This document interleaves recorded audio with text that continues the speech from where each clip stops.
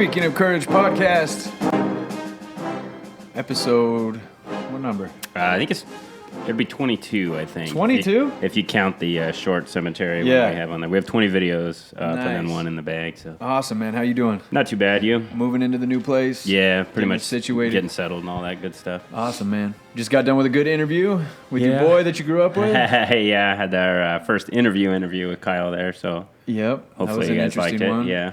So where are we headed today? We get another one where we're going to span several wars, actually. So up in the back, as you can see, I have my Korean War mannequin, but the soldier we're profiling today is going to be a veteran of World War II, Korea, and Vietnam. Wow, how's that? It's just a warrior, man. Wow. Just born to fight, basically. What was it again? World War II, Korea, and Vietnam. How many years does that span? World War II, well, That's in the 40s. for the United States, it was 1941 to 1945, but he jumped the gun on that. And then Korea was 1950 to 1953, Vietnam 1963 to 75-ish. Over 20 years. Yeah, so his career, he ended up doing 35 years in the Army. Wow. Yeah, and then he got out. Okay, what's his name? Louis Millett. A lot of times it's pronounced Millett, but he pronounced it Millett, so I'm going to do my best to pronounce it like that as well. Millet. No. Louis Millet. Yeah, Millett. not this one. Yeah. Yeah. So Louis is a Yankee from far up north. He was born in Maine, Mechanic Falls, Maine, in 1920, and then he grew up in Massachusetts. So that heavy New Englander, Yeah, that up in the that cold. long history. Yeah, that's actually a good point. Used to dealing with that freezing cold. Millett grew up in the Depression like a lot of other guys. His family had been in New England since the 17th century. The first Millett that came to this country as an indentured servant. He came for freedom, as Lewis likes to say. What is that? Indentured servant? Yeah, what is that? So it's during the colonial times, you could, if you were a poor European and you didn't have any land or you didn't have any family to speak of, you could sign yourself up almost like a servant. Sometimes they'll call it like a slave, but it's not like a slave, for a term of 7 years generally. In the military? No. Just as like a farm worker or something. So you'll go to the United States. You'll be signed on for 7 years. You'll just be doing manual, physical, very hard labor, and then they grant you your freedom and sometimes a plot of land. It's a way to get over. Oh, that's kind of cool. Yeah, so a lot of people came to this country that way because you're never going to improve your class. So while you're doing that 7 years, are you getting paid? No, you don't get anything, but that pays for your trip over there, and sometimes it'll pay for your, a place to live when you get here and stuff. So a lot of people did that. They would serve. And then live on the farm? Yeah, and then after that 7 years, you're free to do whatever you'd like. Wow, that's a pretty cool way to like kind of work your way and then kind of that's weed how out the bad people. a lot of people. Well, it's not necessarily going to weed out bad people, but that's how a lot of the people got over here. I've never heard of that. Yeah, it's a whole other story. Yeah. But if you look at the development of our country, the up north and the south developed very, very differently because of soil and the rocks and the size of the farms and things. Up in the north, you'd have very small plots of land because you couldn't, with the climate and the soil, you couldn't farm much. In the south, they had these huge expanses, which led to slavery and a lot of other things. Yeah, just a lot of land to deal with. But his ancestor came over, and the first Millett that he's aware of that died was one of his ancestors was killed in action in 1675 in King Philip's War before the country was even started. Damn. That generations later, they fought in the American Revolution. He had two grandfathers fight in the Civil War, and he was very, very proud of that. They were all Yankees. The way he saw it, they were always fighting for freedom and for liberty and for other people's rights as well as their own. So that's deep roots in the very, in the very history. deep roots in as a soldier, warrior class kind of, and that was something that stuck with him quite a bit. That's pretty cool, man. Yeah. So growing up, just like all these other guys, he was born in 1920, so he grew up during the Depression. During his formative years. His formative years, but his family was okay because his parents were divorced. He lived with his stepdad and his mom, and his stepdad had bought a 10-acre plot of land before things went south. So they had food the whole Depression. They were able to eat, so they were never as destitute as some of these other people were. So during the Depression, if you had a farm and a way to grow your own food, if you had food, you're head and shoulders above. If you're living in a tenement in New York, you're begging for food because you can't make money to get it, right? If you live on your own plot of land, you don't have to have any money to feed your kids. Interesting. So that's going to be the big difference, So fortunately for him, they were able to do that. Yeah. And he grew up kind of, even though it was Depression, kind of an all-American lifestyle. He remembers the 4th of July. He remembers the flags and the parades. And he remembers his uncle who was wounded in World War I. His uncle had fought in World War I, too. So it's just this generational almost expectation to serve your country. And he believed very, very strongly in that. When he was in high school, he played football, he played baseball, he was on the debate team. Very intelligent, very affable guy, big dude, over 6 foot tall. as he's coming of age, this is 1939, 1940. 1938, he's starting to see what's going on in Europe, that war that's on the horizon. Early 20s, yeah. Yeah, so he's born in he's born in 1920, so 1938, he's around 18 years old, right? So a lot of people are still back here. America was isolationist. They didn't want to fight. We didn't want to have another repeat of, World War I where we're fighting someone else's wars. We saw it. So a lot of people are just trying to live their lives. We're coming out of the Depression, but Lewis, while he's in high school, he joins the National Guard. Okay. He wants to kind of get in the fight. And he had taken typing in high school because there was a lot of girls in the class and he wanted to be around there. So they gave him a clerk job, which he didn't really like. As the war comes to be more on the horizon, he ends up joining the Army Air Corps, and he's going to go to machine gunner school. He's trying to get in the fight. In 1940, he's watching what's going on in Europe. He's watching what's happening to the Jews, and he's personally offended by this. He has no trace of Judaism in his family or anything like that. So that news had traveled? Oh, yeah, this is going all over the place. We're getting refugees coming in all across Europe. They're people knew that the Holocaust was happening? Not necessarily the Holocaust. There's degrees to whether they knew, but they knew that people are fleeing these countries. There's signs that things are going on. They're getting stripped of their rights. People that have family members are hearing these things, and you're watching it on the news. You're watching the Nazis invade Poland. You're watching the Czechoslovakia. You're watching Paris fall and all these things. So you would have to live in a vacuum to not understand that this is going on. So where a lot of people are going, oh man, I hope this just kind of blows over. He's seething with rage, kind of like Jack Lucas was at the Japanese. But what Jack Lucas was mad at the Japanese because they attacked America. Millett was offended and seething with rage because he felt as a free man, it was his responsibility to fight for the oppressed in any country, no matter where they were. That's awesome. So he saw what was happening to the Jews, and he was burning with rage. And then he saw the Italians invade Ethiopia. And again, he has no connection to Ethiopia. He's never met anyone from Ethiopia, but he sees these poor downtrodden people, and he says, you have no right to do that. I'm going to do something about it. So where are they getting this information? It's all over the news. This is huge. Yeah, this so is reporters those really radio broadcasters and everything, and people are smuggling out this information, and people are escaping. And I mean, it's that surprises me actually that the information was traveling like that to where the common guy would know the details. It was a big deal when the Germans invaded Poland. And that was going to be the biggest thing on the news. It's a war. It's a major war, and then England's signing on to fight. And how are we knowing about this? Like, how are reporters getting this information? I mean, we have reporters all over Europe. They're all going. Yeah, we have a friendly relationship with the UK and everything. Right. So Lewis joins the Air Corps expecting to fight, and then Roosevelt comes on the news, and he gives a speech where he basically says, calm down, everyone in America. American boys are not going to fight another European war. This is 1940. This is before Pearl Harbor, right? Oh, wow. And he's trying to soothe the nature of the country, because a lot of the country wants to fight, but a lot of the rest of the country, they're picketing, they're holding signs, never again. Look what happened 20 years ago. War I, we fought, and what happened? Nothing. Bad stuff. Right. We don't want why are our kids going to die in this European war? They can't keep peace. Screw them. Yeah. But Lewis doesn't see it that way. He sees these people that can't defend themselves, that need defending, and he's an able-bodied man, so he wants to do it.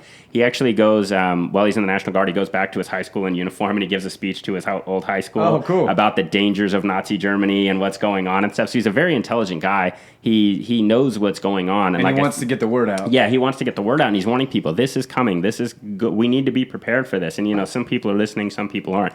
And then when Roosevelt gives this speech, it just hits him like a ton of bricks. So you hear about people fleeing to Canada to get away from war. Yeah. As soon as Lewis hears this speech, he deserts the American Army. He says, if America's not going to fight, I'm going to fight. So he deserts, and he hitchhikes his way to Canada, and he throws his uniform away. Like Norton, and right? he joins the American Army. Well, Norton went properly. Norton joined the Canadian. Oh, okay. Lewis deserted the American Army. Him and another buddy who got a bad conduct Oh, when you say discharge. deserted, you're talking about what Lucas He walked did, away from his or post. Almost did. Yeah, he walked away from his post. He left the American Army, didn't tell anybody. He went north so to he's Canada. Wanted. Yeah, exactly. And he joined the Canadian Army. So he decided, if we're not going to fight, England's in the fight, UK's in the fight, Canada's in the fight. I'm going to fight. I'm going to fight these Germans because Where they did have they get the resolve, man? The resolve to know, like, well, this is a guy when I go home, but I don't care. I think they figure by then things will work themselves out, It's funny how that generation, it just worked itself out. Well, he's single-minded in his desire to fight fascism and fight Nazism and fight the Italians. And I'm just so neurotic, I'd have no relation to that, because I would not get on a ship like Lucas did and just be like, it'll work itself out. Lucas had the benefit of just youthful fanaticism and ignorance. Millett's a little bit older. He's just single-minded and driven in his desire to do what's right. Nothing's going to stop him from doing what's right. So he ends up joining the Canadian Army successfully. They send him over to the UK. He's an anti-aircraft gunner, and this is during the Blitz. So he ends up in Ireland and England during remember we talked about what the Blitz was? Yeah. When the Germans are sending over rockets and they're killing civilians and all these planes are coming over, the Battle of Britain. So he's there for all this. This is, so 1940. He's in some real historical Exactly. battles. Right from the start. He's in a Royal Regiment of Canadian Artillery during the Blitz. So when he goes to Canada, they make it that easy where you can just go to Canada and say, I want to join? They did then, basically, They needed bodies, huh? They needed bodies. They needed troops. Here's an able-bodied guy that's willing to fight, so... He gets trained up in artillery. He gets trained in some other things. One of the big things that was formative to him, because even though he was in the Air Corps, he didn't actually go to basic training, because he joined the National Guard, which didn't have much training. Then when he got to the Air Corps, they're like, you're in the National Guard, so you don't need it. So he's getting his first actual combat training. Yeah. He's learning to fight with the bayonet and all these weapons and stuff. Then he gets over, and again, he's seeing what's happening in Europe. He's finally close to the fight, but he's not actually doing any fighting. He's just kind of taking. But with it all probably this artillery. reassures his position. Oh yeah, when and he sees he's it. Exactly, and he's doing what he wants to. And he's realizing I'm right. Exactly. You know? So he's over there for a little while. 1942, America's in the war by now, right? And American troops start arriving in England, and he's already there. So he decides, I'd like to get back in the American Army. Now the American Army's going to fight. So he waits a little bit, and they actually made an order.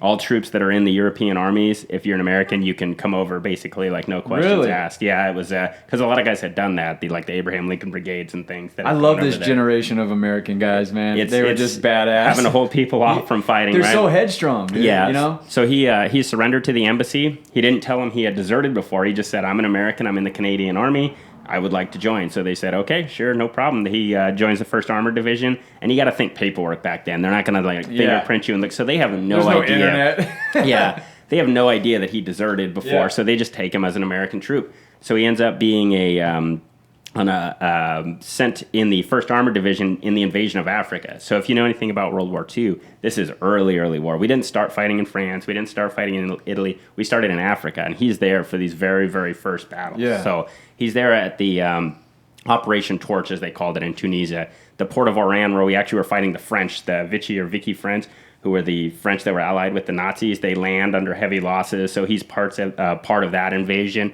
He becomes an ammo bearer. And then when he's in Tunisia, which is North Africa, he's experiencing all the worst. We've talked about it before. In hindsight, a lot of people look at World War II and like, we went and we kicked their ass. We got our asses handed to us at the start, especially in North Africa. Kasserine Pass, which is one of the places he fought, the Germans pushed us back 85 miles in 7 days. They took 4,000 prisoners. They just humiliated us. Our first at-bat with the Germans, as they say in the movie, Patton. Yeah, they were kicking the hell out of us. They've been at war for years, invading countries, and we're new to So what did we go in with, just too much confidence, or what was just it? inexperience. We weren't trained enough. We had never seen combat. Millett, when he was training in the United States, they didn't have rifles to train with. They were using broom handles and pretending they were machine guns and throwing sacks of flour for grenades. We had a tiny little under-equipped army, and that's the training these guys got. And then they're thrown to bat against one of the greatest mechanized warfare machines in the history of the world, the German army. So right? is that when America started the propaganda stuff and like, hey, everybody needs to chip in? Well, we had already started all that. Oh, we did. You know, it's so just it was already in. And a lot of the high command knew damn well we weren't going to do so well, and the British were like, "Hey, we need more training and stuff," but we didn't have a choice. You go to war with the army you have, not the army you want, basically, right? So yeah, he's fighting through all of this. That initial invasion, the open desert warfare, the retreats. While he's in Tunisia, they get attacked by artillery, and there was a tank destroyer that was full of ammo, basically, and it was camouflaged by this pile of hay. They were trying to hide it from the airstrikes. The Germans' artillery lit the hay on fire, so the whole vehicle's on fire. So everybody's in danger of basically blowing up. The driver jumped out and ran. So Millett doesn't even know how to drive the truck. He charges over. He jumps in this truck that's now on fire. It's covered with hay that's burning, and all this ammunition's in there going to explode. But if it explodes, it's going to kill everybody, right? Yeah. So he can't even get it started because he doesn't know how. He finally gets it started. It's a push start, and he starts driving away, but he's completely blind because of the flames and because of the hay that's going down. As he's driving, all the ammo starts blowing up that's in the truck. The rounds are cooking off. So he gets it away from everybody, and then he rolls out just in time like a Hollywood movie, and then the whole truck explodes, basically. Damn. And he's awarded a Silver Star for his actions there. That's in the Kasserine Pass. So a deserter, who they don't know is a deserter. Exactly. He's already got a silver star under his belt. Right. So then he becomes an anti-tank gunner. They're pushing forward. They're moving through. He makes corporal. We're starting to, with the help of the British, we're pushing back in Africa, but we're still, fighting. So we don't have air superiority here. So these Messerschmitts, these German pilots are coming down and they're strafing these columns, and they're badass, and they're picking us apart. So in another incident, Millett is on the back of an anti-aircraft gun. They rigged up two 50 cal guns, but 50 cals are fairly slow compared to these Messerschmitts. But in one particular incident, one of these Messerschmitts comes down and it's diving straight at the column. So instead of running while everybody else is there, Millett fires that gun straight up, and he keeps firing, and he's able to shoot through the canopy and kills the pilot and takes down a Messerschmitt plane from the back of a vehicle. He's a forward observer. He's fighting all the way through. They end up in Italy. He's at the Battle of Salerno. He's at Anzio, where we talked about with Salvador Lara and all these things.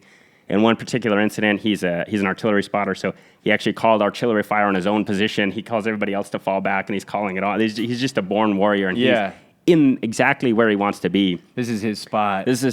Again, at Anzio, he's in a tank because MOSs are fluid at that time. The tank he's in rolls over a mine and blows up, so he has to get out of the tank, and the Germans are firing artillery. He has to run back through artillery. So he's literally like a comic book character. He's seeing everything that can happen to you. And he's at these historic places. Exactly. Man. He's fighting all the way through. Again, very few people fought from the beginning of the war. He fought from actually before America joined, because he's in during the Blitz. He's in during the Battle of Britain. Yeah. He's in North Africa. He's fighting up Salerno. He's fighting up the boot. Remember, we talked about landing at Anzio, and then they stayed there for so long. He was at Anzio. He was at that Anzio breakout. That's the beach, right? Correct, where they stayed for months and months and months. Yeah. Like I said, those tanks shot out from under him. In one incident, when they were in the tanks, they were firing anti-tank guns at the German tanks, watching the rounds bounce off the German tanks because their armor was so superior. So he's fighting for 6 months in Africa, and then 6 months in Italy. He's fighting up the boot. Remember, this is that mud and the mules that we talked about. And you're going until the battle's over. Right. So he's been fighting in the United States Army for a year at this point. Just nonstop, miserable, hungry, at watching his buddies die, at risk of being captured, at risk of all these things, just pushing forward. In his element. Though, for him, right? Isn't that crazy? So after fighting for a year, they call him in one day, and his papers caught up to him. So they go, "Hey, you were AWOL basically a year ago." So they actually court-martialed him, and they put him on trial for desertion, and they found him guilty.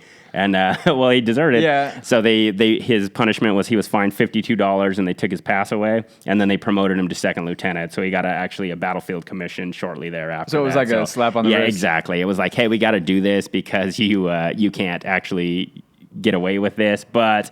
By the way, here's a battlefield promotion. Because by then he had a silver star, he had a bronze star. So he was doing work. He had made sergeant. He had fought all the way through. This is an experienced war fighter. This is not the kind of guy you want to kick in the ass. This is the kind of guy you want. Well, he's not a legit deserter either. Right. You know what I mean? He didn't desert He cowardice. deserted to where you were going. He just got there before you. He ran to Canada to fight, which, again, is ironic considering what happened in Vietnam. And then his superiors are guys that are from World War I, right? At this point? These guys were younger. They'd probably been guys that had just been fighting for a while, too. But they're tough dudes. Oh, yeah. So they probably appreciate the shit out of this. If they gave him a battlefield promotion, which is rare. So he's still fighting through Italy. Like we said, the war in Italy never really ended. So by the end of the war, he's still in Italy.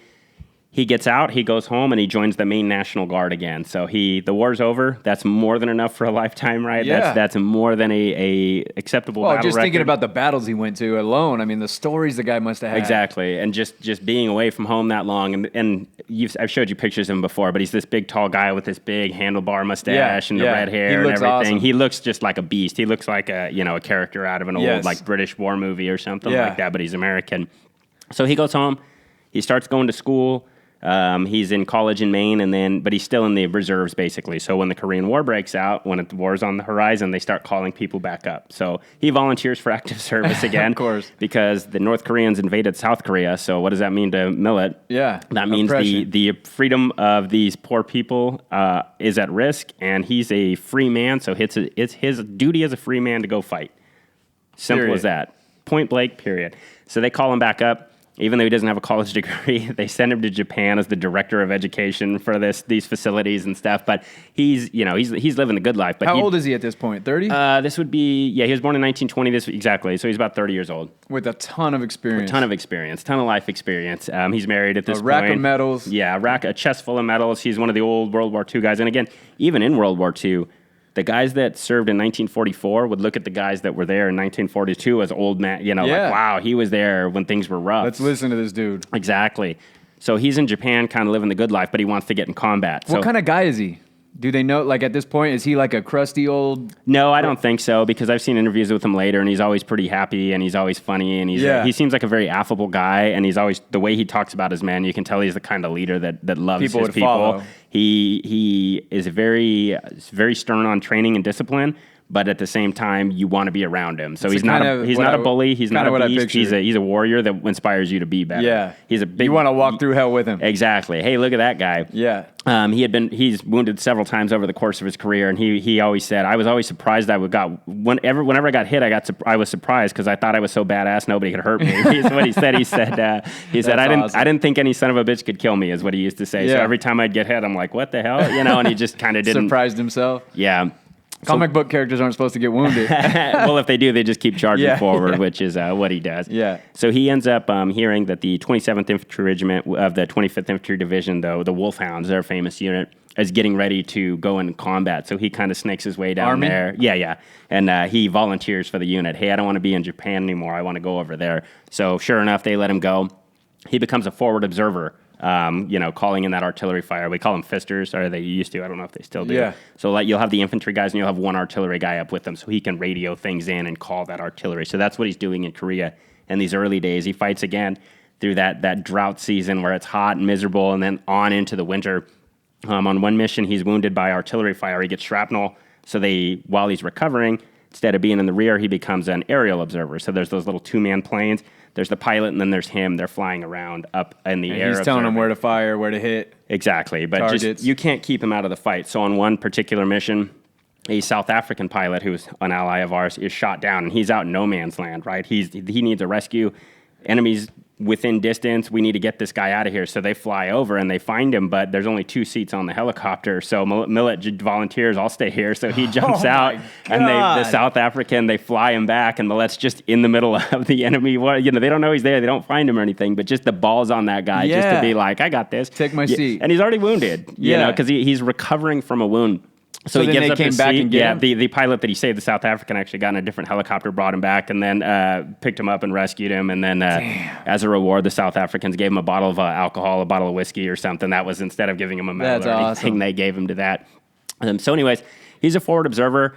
There's an infantry company, and their commander was actually killed, who was a friend of Millett's. He was actually wounded in that action. So he volunteers to take over, even though he's a forward observer. He's he's a captain by now, I believe.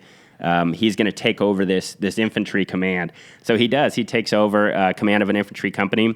They're fighting through this cold, just like we've talked about so many episodes. They're fighting through these frozen rice paddies. It's literally sub-zero temperature. Sub-zero meaning below zero. Yeah. You see your breath. You're miserable. This mannequin's there to kind of represent those trench coats, those cold winter times. Even if they give you hot food, it's going to be cold by the time you eat it. It's pretty good until you get it wet, though. Yeah, I was going to say, it's like a sponge, huh? All that stuff you're carrying on you, not to mention the casualty rate and everything like that. So as they're fighting, as they're going through, Millett and his company, they're fighting, they're killing men, and he is that inspiring kind of leader, right? Yeah. He's drilling his guys constantly. He's drilling his guys... While they're in the field? While they're in the field. He's drilling them with the bayonet. He's drilling them with their rifle. He's drilling them with their movement techniques.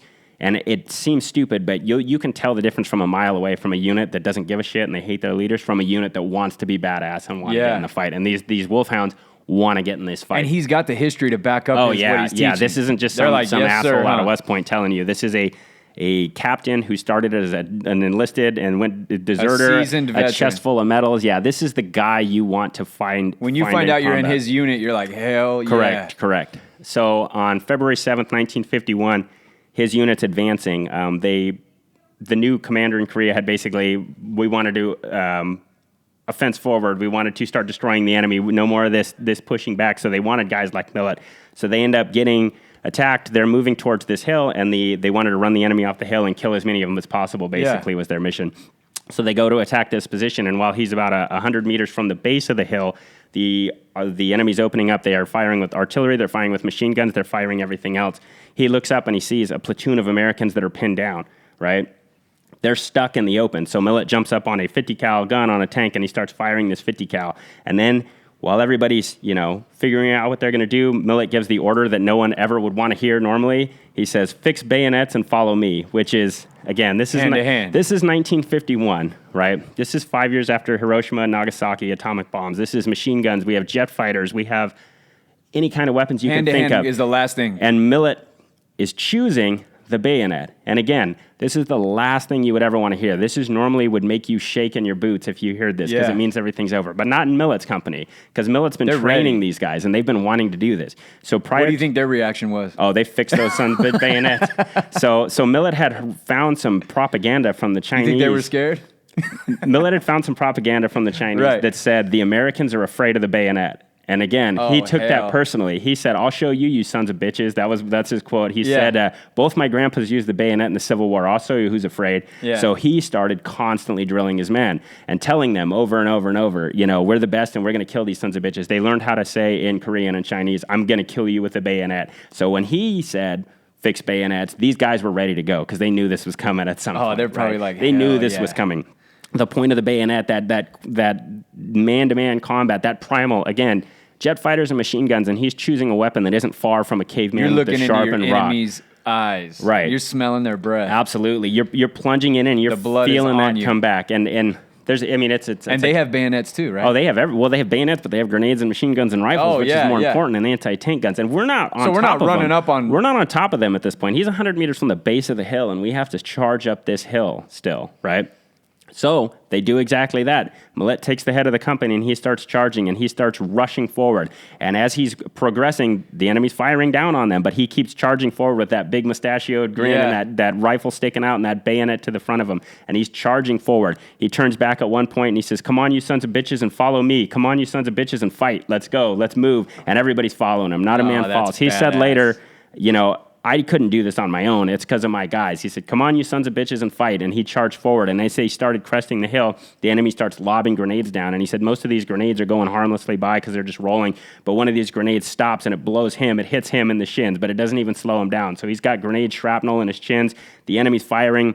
Our guys are firing too. You can fire with the bayonet on. We're pushing forward. We have tank support, but there's a company of about 100 guys with cold steel coming at the enemy, right? And they're in this kind of inverted being V. The enemy, dude? And that's exactly what it is. It's a mental thing. Yes. It's that mind fuck, right? Hurry! Yeah, get exactly. Oh shit, what do we do? And because of their positions starts. and because of the sounds and because of everything that's going on, they don't hear everything, right? So Millett, he gets to the first trench personally because he's the first one up the hill. He's the first one up? Yeah, he was probably far out ahead of him while he's yelling up there going, anyways, as he drives up, he comes in the right flank of this trench, and they don't even see him. So he stabs the first soldier in the throat with the bayonet, and as he plunges it out, the second one turns towards him, and he says he stabs him right in the throat too. The third soldier goes to grab a pistol, and Millett stabs him right in the forehead. He said he described this later as exciting. He said he stabbed him in the head, and his skull was so hard that it cleaved out the top of his head and just clubbed him into, basically split the top of his skull.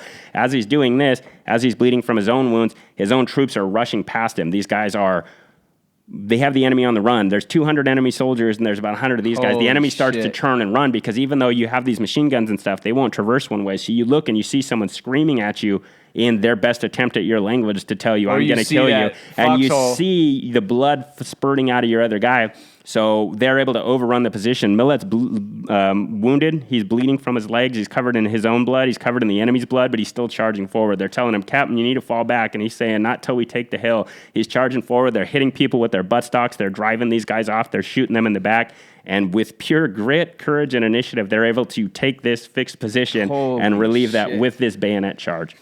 And a lot of people think, war is bayonets.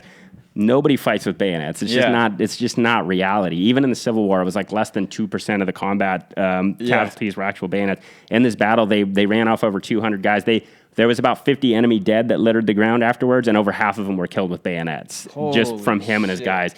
Then he took it one step further. They took one of the Korean or Chinese communist commanders. They turned him over and they shoved the bayonet with the rifle in it, and they put a sign on it that said this hill taking courtesy of the wolfhounds with the bayonet sticking in his ass. No way. And then he finally evacuated his position, and then SLA Marshall, who was a historian that was actually present around the time, He said this was the most complete bayonet charge in American history since the Civil War, basically. So it kind of won him fame. And then Millett said his guys were just cocky as hell. They got their nickname was Cold Steel Easy. They would go around and they wanted to have their bayonets on every time because people would look at them like, those are the guys that actually stabbed someone. So since 1864, 1865, this was the most complete. This was the last time anyone had ever done a huge bayonet assault like this until Millett did it again. So he actually did 3 bayonet charges during the Korean War. So he got the Medal of Honor. He got the Distinguished Service Cross for another one. Charge? Well, he got the Medal of Honor for that. Yeah.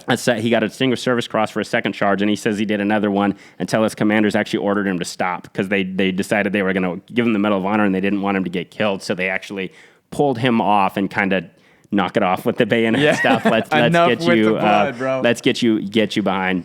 But yeah, he's. I actually brought some bayonets here, so just show you here. I gotta see what one looks like. And this is from the era? So this is World War I, World War II. This is quite a bit larger than he would have had, but just to kind of get you an idea of what that looks like. Look at that thing. And then this is the kind so it's actually like a knife. Yeah, it can be used as a knife. They're a little unbalanced and a little heavy. And that's what they're made for, so you can use it in your hand too? Not really. It's a bayonet's used for plunging. It's used for sticking. It's not used for slashing. Slashes rarely kill. If you see the kind of the modern ones that we had when we were there. What is this for? Some people call it a blood groove. I think it's supposed to be so you can withdraw the bayonet easier. Oh, okay. If you look at older... So it doesn't form like a suction? Right. If you look at older Civil War bayonets, which are much more lethal, it's not even a blade. It's just a triangle. It's just a piece of metal. Are those really outlawed? Ribs. Not that I'm aware That's of. one of those urban legends that they're like, you're not allowed to have a triangular blade because it's against the Geneva Convention. The zigzag ones. Yeah. Because you can't heal it or something. Yeah, that's all. I mean, you can shoot someone in the face. I'm right? worried about that kind of stuff. It's usually like torture. But this is what's normally attached? So this is what we had when I was in.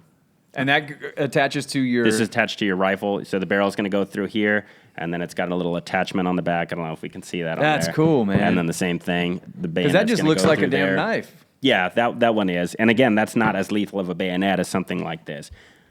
The bayonet Millett would have used would have been about half this size. They were sawed down. This was earlier, but I couldn't find my World War II ones at the time. That's pretty wicked, dude. But you imagine on the end of the rifle. Yeah. And you imagine sticking that forward. And you imagine what that does to the enemy when you see some fanatical, crazy guy. And Patton has a quote, which I'm going to mess up right here, but it's not the cold steel of the questing bayonet, it's the glitter of the attacker's eye that runs off the enemy, basically. So it doesn't matter what you actually have. It's not about the weapon, it's about the guy that's using it. The fact that somebody is coming at you with that thing is going to pay dividends as far as psychological I never knew warfare. these attached to the actual gun themselves. Do you think Yeah, that I'll they've have to bring one in. bayoneted and then shot through it? You could. Yeah, that'd be pretty cool. We have, when I was in the Army, in the infantry, we had techniques and shit, and I still like to play with them and stuff. But it's a cool feeling, too, and it's an interesting feeling what a bayonet will do to you. And the way we trained with them when I was in the Army infantry, because the bayonet is a symbol of the infantry, it was like a ritualistic when you would train. You wouldn't just put your bayonet on. So in bayonet practice, you had to wear these gloves, and you'd wear this holstered,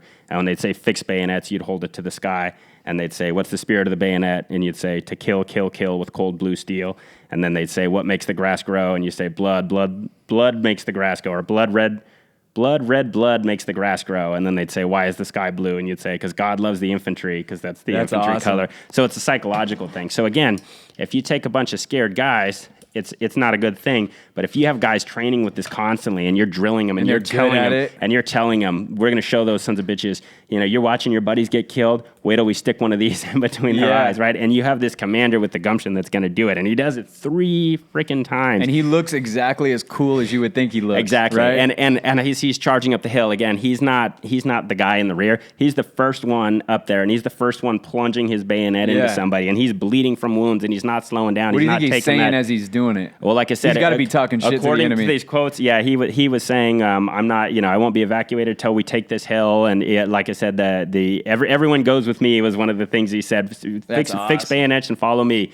Everyone goes with me. And then, like I said, come on, you sons of bitches, and fight. I just love that. As he's running forward, turning over his shoulder and yelling to his guys, come on. And, they're in a frenzy at this point. They're going, we're actually doing this. We're going to push these guys off the hill. And then as they're getting more success, they're probably getting even more Exactly. fired up. And if you It's all about initiative. You're running uphill already. If you stop, because these guys were under-equipped, so even though they have their machine guns, you can tell by the way they're using their grenades and they're rolling them down. If you stop, you're going to get more messed up. If you charge forward, you're on top of them. You're like that boxer. The surprise is like getting them, yeah. And then they're looking up because they're have that fog of battle, and they're looking up and they're getting stuck with a piece of cold steel. That's terrifying to them. They're turning to run, and you're pushing that wave off, and you're kind of going like, "Hey, man, you know, we can do this," and they're able to do that. And again, imagine those other guys watching. That's what I'm saying. Imagine their imagine position. that. Imagine those Americans that were pinned down that watch this. Every grenade you throw is missing, and you're running out of time, and he's getting closer. And as a result of the attack, we lost 4 Americans killed in action. Only 4. How many would we have had if that platoon crazy. would have stayed pinned down and it wasn't able to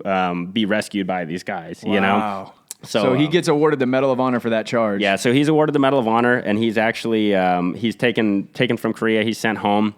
He goes to Washington to get the medal from President Truman. While he was in Korea, his wife actually filed for divorce against him. She left him. When she heard he was getting the Medal of Honor, she showed back up like, "Oh, hey, yeah." So he wasn't having any of that because he's Louis Dan Millett. He doesn't care about that stuff. So he actually met another woman while he was there, and he ended up marrying her. He ended up being married to her for the rest of his life. She died in 1993. They had 4 children together. Yeah. So he had a good, long life. After Korea, he stayed in the Army. No more going back to college and stuff. He started training troops, basically. In 1958, he went to Ranger School, which is one of the hardest leadership schools. You know, he was born in 1920, so he's 38 years old at this time. Old as shit. Yeah. He's for the military. I'm 39, by the way. For the military, old as shit. And he's going to Ranger School. He's going to Airborne School. He actually founded the Recondo School for the 101st Airborne. So while he's in the States, they're training these troops. You know, we're getting ready for war, and they're using him as like the opposition forces. Like, you know, we're going to come attack your position. You guys die. He's winning all these battles and stuff. You know, and he's infiltrating, and they call him in, and he thinks they're going to be pissed, but they're like, no, train these guys. So he starts training the average troop. So when they get, you know, to Vietnam or wherever they're going to go, they're not just a basic infantry line soldier. So he's training the enemies of the guys that are training. So like the guys that are training. Well, initially he was leading the enemy, the other Americans that are playing the enemy. But because he's so good, they have him start training all these troops that are getting ready to deploy. That's so awesome. he founds what's called a Recondo School. He gets a degree in political science. He starts doing these other things, and then he ends up volunteering to go to Vietnam. So in 1960, he's, what would that make him, 40 years old? He ends up going to Vietnam early in the war. He's believes in the cause. Why? Because North Vietnam invaded South Vietnam, and the place for an able-bodied person is to defend the rights of people whose freedom is threatened. So he volunteers. He goes to Vietnam. Supposedly, he's the first soldier in Vietnam to complete an air assault, basically rappelling from a helicopter, which is possibly true because it was so early over there. He starts training the Vietnamese troops. He's training them in all these skills. He's part of what's called the Phoenix program. Have you ever heard of that? No. I've heard the name, but I don't know if it... Yeah, Phoenix program has kind of a bad name, a lot of a lot of liars that like to say I was in the Phoenix program, it was an assassination squad and stuff. Yeah. But basically they would kidnap and they would capture these high-ranking Vietnamese officials and stuff, and sometimes they would kill them. But yeah, he's Rambo at this point. You know, he's these small unit operations where they're, instead of fighting out in the jungle, even though he is doing that, he's going on missions with these South Vietnamese troops. He's also, you know, they're laying an ambush, and when these high-profile targets are coming out, they're jumping out of the bushes and they're snatching them up and they're interrogating them and stuff. So he's doing all that. He patrols with the ARVN forces. He spends years and years and years. I think he had 19 combat stripes, which are 6 months each by the time he got out of the Army. Again, he does 35 years in the Army. So you can't really get too mad at his first wife. I mean, how do you stay? That's actually you know a really what I mean? good point. Yeah, because the military is really hard on families. This wife actually went over to Vietnam with him, and he brought his kids over at certain times on his tours. He found a rider. Right. Yeah, she was the perfect military wife. Like a lot of these other special forces type guys, he founded orphanages over there. Oh, wow. You'll so hear him talking about, stuff. because he was always angry. He said, they called us baby killers, but I had 3 orphanages. I was trying to do everything I could to help these people. And if you ever hear him talk, he's the most, all he cares about is the rights of human beings. He doesn't care if they're black, white, Native American, Vietnamese. If he sees people as people, and that's what he would say, you know. And he actually retired from the Army when we pulled out of Vietnam. That angered him so much because he felt like we abandoned our allies. So he quit the Army, and he said, I'm done with it. And he said that, people think we're going over there and we're just killing these Vietnamese. He said, if you're against the war in Vietnam, I think you're racist because you don't believe that yellow people should have the same rights as us. Yeah. You're the racist one. I'm willing to go die for these people because I believe in their cause of freedom so strongly. You are the one that's accepting it the otherwise. So, he's just, he's set in his ways, people man. think of these, warmongers and, they just want to kill people. He's more than happy to kill people if he has to, but the cause is for freedom. So he gets out. He's not satisfied with just living at home, so he becomes a deputy sheriff in Tennessee. He gets some other jobs, and they ended up retiring in Idlewild, California, and in like the Hemet area. He actually there's a military museum in San Bernardino, and they had a birthday party for him there one time. He used to come hang out around the area. He was a veteran advocate. He was very active in the American Legion and the Wolfhounds.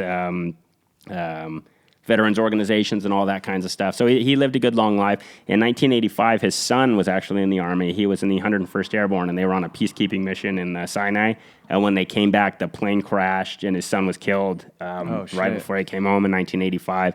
His wife died a few years later, and then he died in 2009 at Loma Linda, the VA. Jerry Pettis Memorial probably Hospital there. 5 to 10 miles from here. Yeah, I've been there 100 times. Yeah. So he lived kind of in the Riverside, San Bernardino area, and that's kind of where he spent the rest of his life. Does his family still here? I don't know if he had 4 kids, I believe. I don't know if they're around or where they went after that. Yeah. Him and his wife were married 44 years when she passed away, though. That's awesome.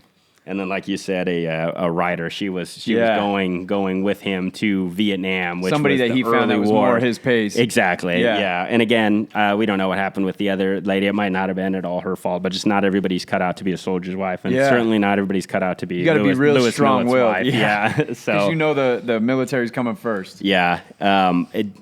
Just an awesome guy. And when you see the pictures, like you've said it before, he's exactly like you'd want him to look. Just sometimes you hear these stories on his face, and then I'll go edit them, and you look at pictures, and you're like, hell yeah. You know what I mean? Like the way they look, Wetzel, you see his picture, and you're like, okay, cool. The picture fits the bill. And that's one of the cool things about the Medal of Honor, though, is there's so many different kinds of guys. Some of them you'll see them, and you're like, you'd never think someone like that could do that. But Millett is exactly what you'd want to be. And like he said later in life, somebody said he was a hero. He said, I'm not a hero, I'm a warrior. I'm a warrior. That's, this is my job. This is what I do. And hero stuff comes later. Despite saying that kind of stuff, he was actually humble because he would always say, he got the Medal of Honor for leading this bayonet charge and take them off the hill. But he says, I would have died in a second if my guys didn't follow me. He goes, I didn't take the hill. We took the hill. The bayonet charge was effective because we were a unit and we fought together.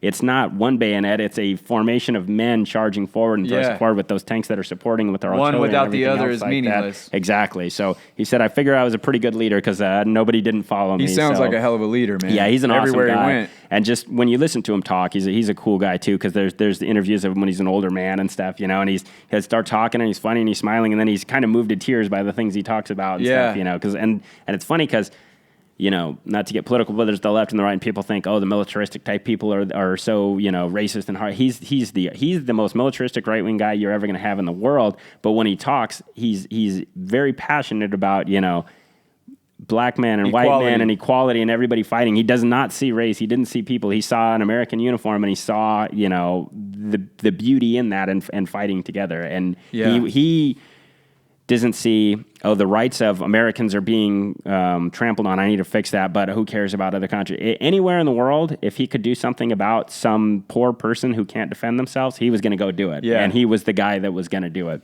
What do you think he'd do if he saw some kids beating on a? Oh, I'm sure it would be a bad day for them. 70 years old. I don't think he has any quit in him or any stop. I was going to say the thing that resonates with me about him is a lot of these guys, especially this one, is they have this like core belief or this value system within themselves that's completely unfaltered by anything. Right. Even the Army, who's probably the Army is something he loved. Right. But when they got out. Yeah, I'm done. Goes against what I say. I'm out. Yeah, exactly. I love people like that. I won't be a part of this organization anymore. There's no compromising. Even though I love it. There's no compromising of values. There's no. What I mean. And even when he joined, it wasn't like, okay, well, I joined the Air Corps. We're not at war, but I did what I could. I'm going to stay here. No, he's like, okay, if you guys aren't fighting, I am. I'll see you later. Oh, hey, you guys are back. Okay, cool. I'll jump in with you, and we'll go to Africa. There's no compromise. Exactly. Yeah. Korea. He could have been, hey, you did more than your part in World War II. You take this kush spot in Japan. Nah, I'm cool. I'm going to jump in here with the bayonet, and I'm going to go charge these positions awesome, here. Man. I have a citation here Yeah, before let's we hear it. forget. All right, so this is Captain Millett, Company E, distinguished himself by conspicuous gallantry and intrepidity above and beyond the call of duty in action. While personally leading his company in an attack against a strongly held position, he noted that 1st Platoon was pinned down by small arms, automatic, and anti-tank fire. Captain Millett ordered 3rd Platoon forward, placed himself at the head of 2 platoons, and with fixed bayonet led the assault up the fire-swept hill. In the fierce charge, Captain Millett bayoneted 2 enemy soldiers and boldly continued on, throwing grenades, clubbing and bayoneting the enemy while urging his men forward and shouting encouragement.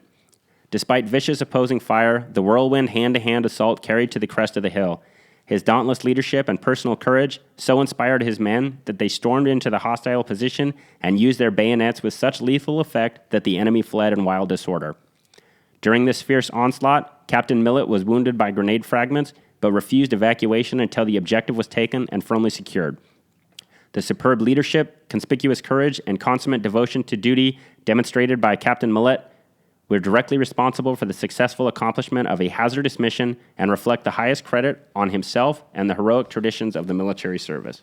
That's awesome, man. His is not even a one action; it's more of a lifetime. Yeah, You know what I mean? Exactly. Well, again, they gave him the Medal of Honor for that bayonet charge, and then he just did it again. Yeah. They had to give him a Distinguished Service Cross that time. Right, instead. you can't do But it twice. If you see the chest full of medals this guy Is had, it crazy? It's insane, and it's because it's 3 wars. It's World War II, Korea, and Vietnam. It's 2 armies. It's the American Army and the Canadian Army. He's got maple leaves on some of his ribbons and things. That's Crazy. crazy. He's got Valor Awards. He's got Unit Awards. And this is a guy. At one point he was a tank commander. At one point he was an infantry commander. He was an ammo bearer. At one point he was an artillery observer. He was flying around in helicopters and stuff. He's doing everything you can think. He's basically, as part of the Phoenix program, that's in conjunction with the CIA and things like that. So he's seen it all. He's the one. If you made a movie about him, it would have to be Chuck Norris or something. Yeah. Nobody else is going to be able to do it. Damn, they haven't done a movie on him yet? No, I don't think they ever will. No? Yeah, well, with the way things are now, Yeah, they definitely certainly not. wouldn't. And if they did, it would, yeah. Yeah, it would have would to be suck. a bit different. Yeah. But just to end with one of his quotes here, Let's too, hear that it. just kind of sums him up. There's a lot of good quotes from him, but I picked this one. When they asked him why he did the things he did, why'd you join the Army, why were you fighting, why'd you devote your life to your country, he said, "I believe in freedom. I believe deeply in it. I fought in 3 wars and I volunteered for them all. Because I believe as a free man, it was my duty to help those under the attack of tyranny. Just as simple as that." And that sums it up. Yeah. That really does. Not as my duty as an American to defend Americans, or my duty as a man and to protect my home. It's my duty as a free man to protect those under the attack of tyranny. Well, if a lot more people had that attitude, it'd be... But if more people had that attitude, their evil wouldn't be allowed to exist. Exactly. It would not only be allowed, If it would every get time smashed. evil stood up, somebody was standing there with a bayonet and a handlebar mustache, it would cease to be great. successful. So, Man, that was great. You three keep outdoing war yourself. vet. Yeah, we're trying to was pull out some incredible, good man. ones for you. That was I stuck with incredible. the Army again. You were saving with that one? Yeah, Saving that one? Yeah. All right, guys. Comment down below. Share the show. And we'll see you guys next week. Rock and roll. We're a free country. And why are we? Because a lot of people, black, white, yellow, gave their lives so that you and I could live free. Huh? Simple as that.